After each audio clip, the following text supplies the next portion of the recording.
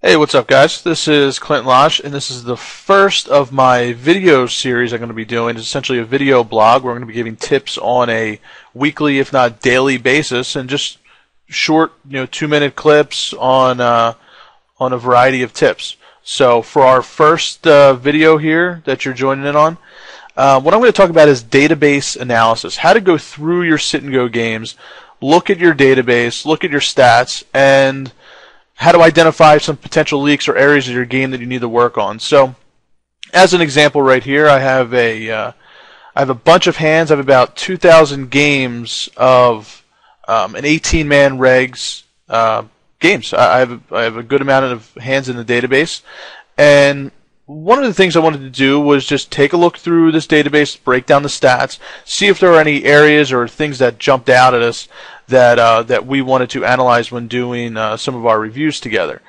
So one thing that you can do is, and what I did with him, what I do with a lot of my players, is go into your reports. If you have Holdem Manager or PokerTracker, it should be pretty similar. Go into your reports, and obviously you want to have a lot of games here, at least 1,000 games to get any meaningful results. So don't do this for like 5 games. It's not going to mean anything.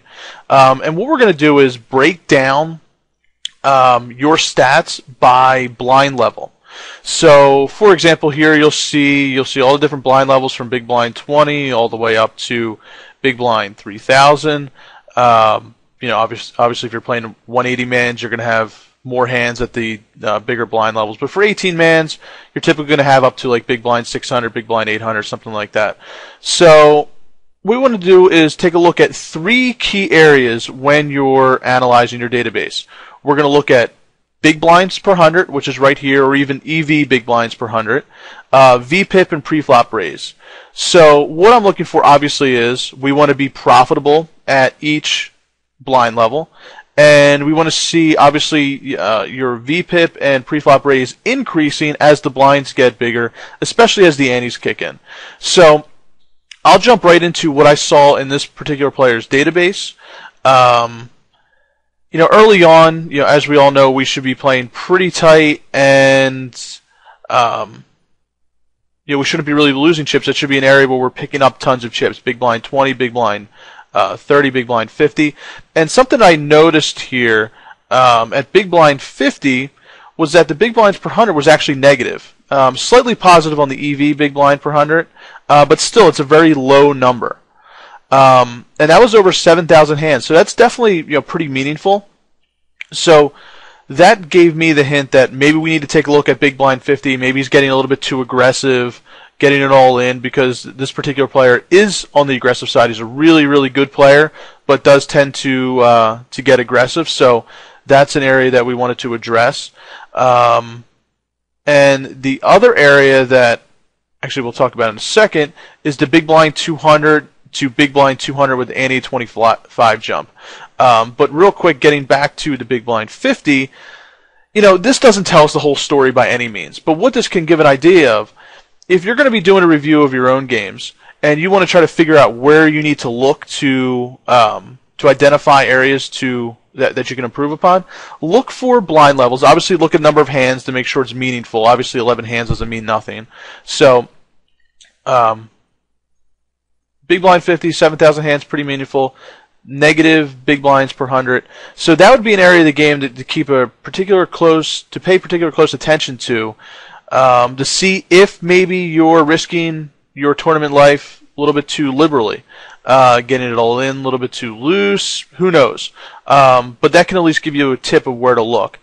Second thing to look at, as I said, is the big blind 200 to big blind 200 with ante 25 jump. In my opinion, this is one of the biggest and most important areas of the game based upon stealing the pot, stealing the blinds. Obviously, this is typically in your mid-game area. For those that have seen my videos, they know I love talking about this particular area because I think it's something most people don't really pay attention to.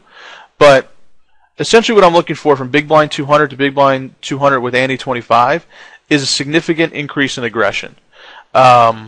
Because, quite simply, you have more of a valuable pot to steal.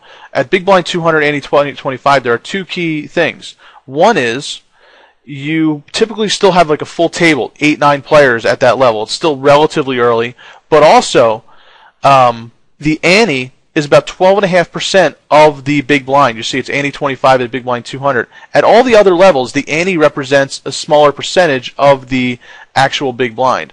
So the percentage of the ante versus the big blind is more significant, and you have a full table of antes, making it really profitable. They're making the pot really profitable to steal. So what I wanted to see was a pretty big jump, and if you look here, big blind per 100 at big blind 200 is about 3.2. Big blind per 100 at 225 is about 7.08, so it's profitable. But the other key thing to look at is the aggression was relatively the same, 26, 22 VPIP preflop raise. So one thing that I'll be discussing with him is looking for more spots to open. And that's really the key. Obviously, it's one thing to say I want to be aggressive. It's another to find when and why to be aggressive. So if you want to learn about how to use your database more in depth, how to identify some other areas to address in your game, and when you should be more aggressive at that big blind 200 ante 25 area, head on over to the members portal. We have some great strategy videos in there. You can get access by either becoming a staked player or by purchasing direct access for only $7. It's pretty awesome, guys. So head on over there, watch the little video I have over there, see what all the players are saying, see the results. Guys are crushing the games, and hopefully you join to become a member as well.